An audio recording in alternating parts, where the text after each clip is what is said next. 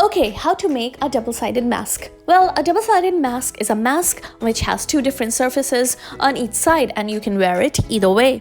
So in this mask, we're going to use a bed sheet and a scarf. This bed sheet is the printed one and the scarf is the white one.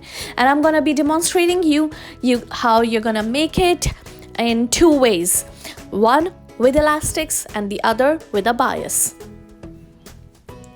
So for the starter, what you need to do is to use your 20 by 20 centimeter template, cut squares out of both of your fabrics, place them in stacks, and that's your first step. Step 2. Pick 2 fabric squares that you have cut, one from each pile, bring them together, right side facing each other and on the inner side. And now you secure these with a pin and make them ready to be stitched.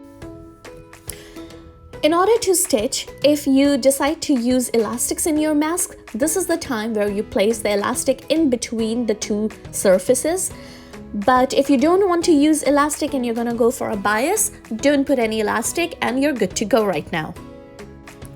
Step 3. Stitching. Now take your secured fabrics from step 2 to the sewing machine. Stitch around the edges with 1 centimeter margin. Make sure to leave a gap of 5 centimeter on one of the edge to pull the mask inside out. Once you have pulled out your mask, now is the time to make the pleats. Step 5. Make pleats. Take your stitched fabric, pull it inside out and place it on the table. Now, if you have used elastic, this is how your mask would look and you start doing the pleats. But if you have not used elastics, you will still follow the same process to make the pleats before you can add bias. Step 6. Take your pleated mask to the machine, sew it on both the edges to secure the pleats and your mask is almost ready. If you're not using elastics but going for bias, then the next step is for you. After securing your pleats on the machine, take the mask to the table.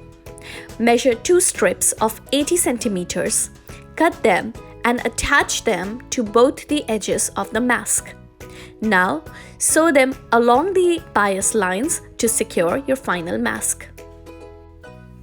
Well, you just finished making a double-sided mask and you know how to do it with elastics or with bias. So keep creating, be safe, and if you need a mask, do visit fixthatshirt.com.